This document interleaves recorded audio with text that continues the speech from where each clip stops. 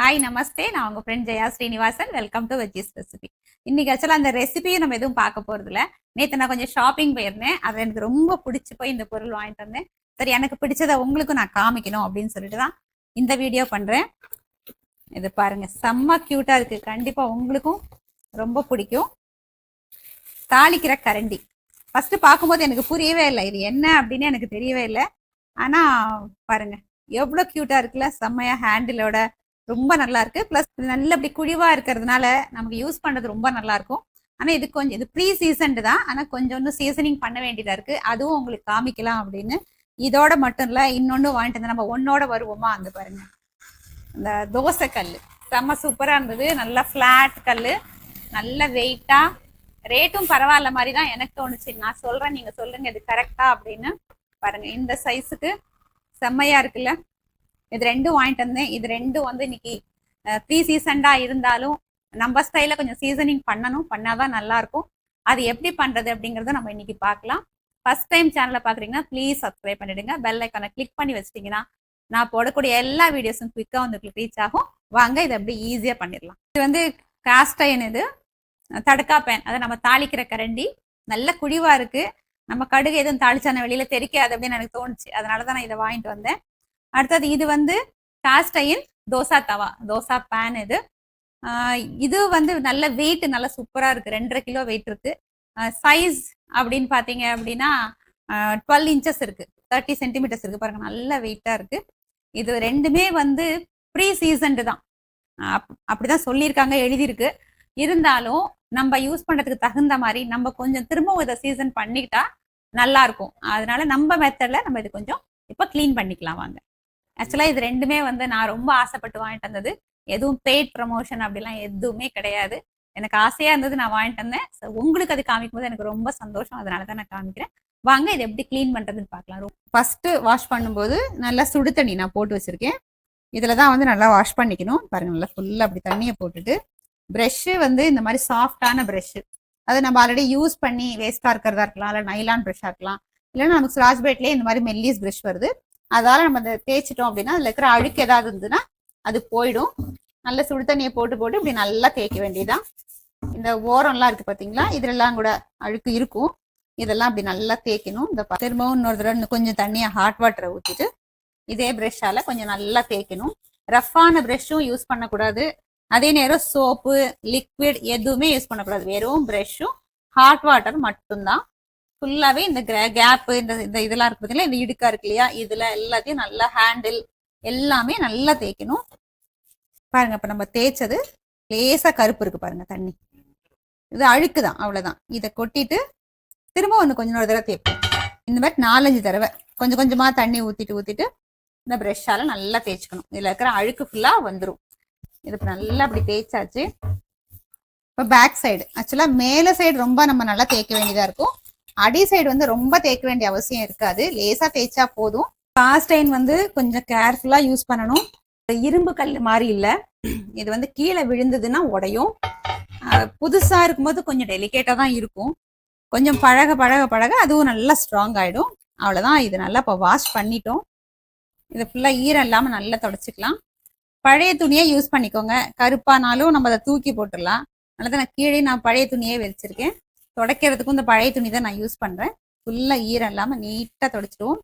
Front, இதுக்கப்புறம் இந்த back சைடும் இங்கேயும் நல்லா தொடச்சிக்கலாம். இப்போ நல்லா நம்ம கிளீனா தொடச்சிட்டோம். இதுல இப்போ நம்ம கொஞ்சம் ஆயில் ஆட் பண்ணணும். ஆயில் அப்படிங்கிறது கேஸ்டர் ஆயில், விளக்கெண்ணெய் தான் நம்ம ஆட் பண்ணணும். ஏன்னா இது டென்சிட்டி நல்லா இருக்கும் இல்லையா, திக்கா இருக்கும். இது நல்லா தாராளமா ஒரு 3 டீஸ்பூன் ஆட் பண்ணியிருக்கேன்.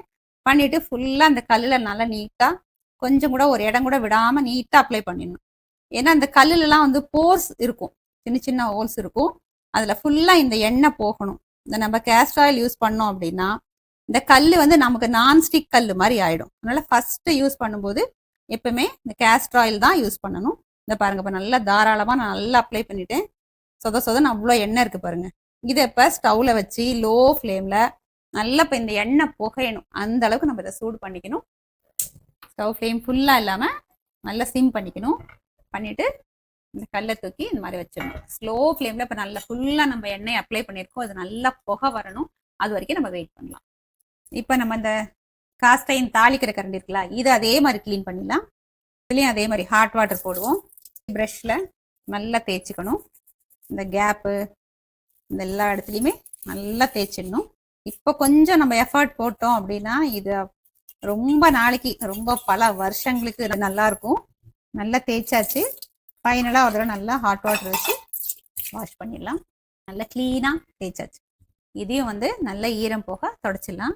நம்ம தோசைக்கல் தொடச்சோம் பாருங்க, எவ்வளோ அதில் கருப்பு வந்துருக்கு. இப்போ இதையும் நம்ம தொடச்சிருவோம்.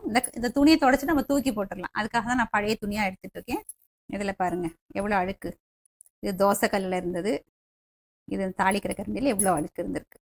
அதில் அப்ளை பண்ண மாதிரியே இதுலேயும் கேஸ்டர் ஆயில். இதில் ஒரு சின்னது தானே, அதனால் ஒரு 2 டீஸ்பூன் போட்டுக்கிறேன். இதையும் ஃபுல்லாக நல்லா அப்ளை பண்ணிடுவோம். அது சூடாகிட்டு இருக்கு. இதையும் இன்னொரு ஸ்டவ்வில் போட்டோம்னா எதுவுமே ஆகிடும். ஹேண்டிலையும் வந்து லேசாக அப்ளை பண்ணிவிட்டு மேலே இந்த கேப்பில் எல்லாமே பாருங்கள் நல்லா சூடாயிடுச்சு. எப்படி புகை வருது பாருங்கள். லேசாக அந்த எண்ணெய்லாம் அப்படி வெளியில் போயிருக்கு பார்த்தீங்களா, இதெல்லாம் இப்படி தள்ளி விடலான்னு கொஞ்சம் நல்லா அப்படி புகை வரட்டும். இந்த எண்ணெயை ஃபுல்லாக அப்படி நல்லா சென்டரில் தள்ளி விடணும். இந்த கல்லுலலாம் எப்படின்னா சின்ன சின்ன போர்ஸ் வந்து நிறைய இருக்கும். இந்த நம்ம விளக்கெண்ணெயை போட்டு இந்த மாதிரி சூடு பண்ணும்போது அதில் ஃபுல்லாக வந்து இந்த எண்ணெய் இறங்கிடும்.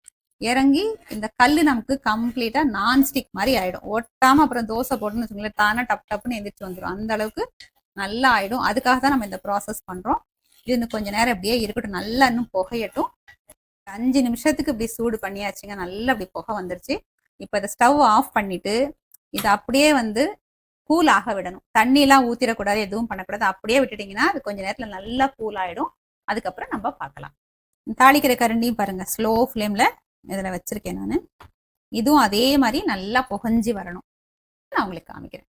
எண்ணெய் ஃபுல்லாக அப்படி கொஞ்சம் கொஞ்சமாக எல்லா சைடும், ஏன்னா அப்படி குழிவாக இருக்கிறதுனால ஃபுல்லாக எண்ணெய் இறங்கி அடியில் நிற்கிது. இதை கொஞ்சம் நல்லா அப்படி ஸ்ப்ரெட் பண்ணி விட்டோம்னா எல்லா பக்கம் ஒரே மாதிரி நமக்கு நல்ல சீசனிங் முடிஞ்சிடும். நல்ல சூடாயிடுச்சு, நல்ல புகை வருது பாருங்கள். இப்போ இதே நம்ம ஸ்டவ் ஆஃப் பண்ணிவிட்டு நல்லா கூல் ஆனதுக்கப்புறம் பார்க்கலாம். கல் நல்லா சூடு ஆறிடுச்சு. இந்த எண்ணெய் ஃபுல்லாக நீட்டாக தொடச்சி எடுத்துக்கலாம். இப்போ இந்த கல்லில் 2 டேபிள் ஸ்பூன் அளவுக்கு நல்லெண்ணெய் ஆட் பண்ணிக்கலாம். இப்போ ஸ்டவ் ஃப்ளேம் வந்து ஹையில் வச்சுருக்கேன். ஒரு பெரிய வெங்காயம் கட் பண்ணி வச்சுருக்கேன். அதை இப்போ இந்த கல்லில் ஆட் பண்ணிக்கலாம். இந்த வெங்காயத்தை நல்லா எல்லா பக்கமும் வர்ற அளவுக்கு இப்படி வதக்கிக்கணும். கல் ஃபுல்லாக அப்படி நம்ம கரண்டியால் அப்படி தள்ளி எடுத்துகிட்டு போய் ஃபுல்லாக வதக்கணும். இது நல்லா ரெட்டாகிற வரைக்கும் நல்லா வதக்கிக்கலாம். இல்லை அப்படி தேய்ச்சி விட்டு எடுத்தோம் அப்படின்னா இதில் மிச்சம் மீதி இருக்கிற அடுக்கும் நமக்கு வெளியில் வந்துடும். அதை நான் சொன்னேன் இல்லையா, நிறைய போர்ஸ் இருக்கும் அப்படின்னு. நம்ம ஃபஸ்ட்டு விளக்கெண்ணெய் போட்டு நல்லா சூடு பண்ணோம். அப்போ அந்த போர்ஸில் ஃபுல்லாக அந்த எண்ணெய் போயிருக்கும். இப்போ நம்ம வெங்காயம் வதக்கும் போது அந்த போர்ஸில் இருக்கிற அழுக்கையும் அது வெளியில் எடுத்துகிட்டு வந்துடும். அதுக்கப்புறம் நமக்கு 100% இந்த கல் நல்ல சீசன் ஆகிடும். அதுக்கப்புறம் நமக்கு என்ன தோசை என்ன அடை பண்ணட்டும், தோசை ரவா தோசை என்ன வேணால் பண்ணுங்கள், சூப்பராக ஒட்டாமல் செம்மையாக வரும். வெங்காயத்தை நல்லா ரோஸ்ட் பண்ணிட்டோம். இப்போ இந்த வெங்காயத்தை ரிமூவ் பண்ணிடலாம். இது யூஸ் பண்ண வேண்டாம், இது தூக்கி போட்டுடலாம். இப்போ இதே கல்லில் நம்ம தோசை பண்ணி பார்த்துடலாம். தாளிக்கிற கரண்டிலேயே நல்லா வெங்காயத்தை போட்டு நல்லா வதக்கி இதையும் இப்போ ரெடி பண்ணியாச்சு. இந்த மேலே இருக்க அந்த வெங்காயத்தையும் எடுத்துட்டேன். ஃபுல்லாக அந்த எண்ணெய் கூட ஃபுல்லாக ஒரு துணி வச்சு க்ளீன் பண்ணி எடுத்தாச்சு. ஃபஸ்ட்டு தோசை கொஞ்சம் நம்ம குண்டாக ஊற்றிக்கலாம். அதுக்கு 1 டீஸ்பூன் நல்லெண்ணெய் போட்டிருக்கேன். கல் சூடாக இருக்குது. ஒரு கரண்டி அப்படியே ரொம்ப பெருசாக இல்லாமல் கொஞ்சம் அப்படியே ஊத்தப்பா மாதிரி சின்னதாக பண்ணிக்கலாம். பார்ப்போம் ஃபஸ்ட்டு தோசை எப்படி வருது நம்ம பார்க்கலாம். இப்படி நல்லா இப்படி ஓட்டையாக வந்துருக்கு பார்த்தீங்களா தோசையில். இப்படி வந்தாலே தோசை நல்லா வரும் அப்படின்னு தான் அர்த்தம். இருந்தாலும் நம்ம திரும்பி பாருங்கள். அடை இப்படி நான்ஸ்டிக் மாதிரி ஆயிடுச்சு பாருங்க. நான் சொன்னது கரெக்டு தானே? அழகாக ஈஸி தானாகவே எழுதி வந்துடுச்சு. திருப்பி போட்டாச்சு. இந்த பாருங்கள் செம்ம சூப்பராக வந்துடுச்சுல தோசை. இதே நம்ம வந்து தூக்கி போட்டுக்கலாம். இதை சாப்பிட வேண்டாம். அடுத்தது நம்ம பண்ணக்கூடிய தோசையை நம்ம சாப்பிட ஆரம்பிக்கலாம். இப்போ மெல்லிஸ் தோசையாக பண்ணி பார்ப்போம். எப்பயும் போல் சுற்றி ஒரு டீஸ்பூன் எண்ணெய் பாருங்கள், தானே எழும்பி வருது பாருங்கள். நம்ம எடுக்கவே வேண்டாம், தானாகவே பாருங்கள் நான்ஸ்டிக் மாதிரி அழகாக வந்திருக்கு. இதை போய் எடுத்துடலாம்.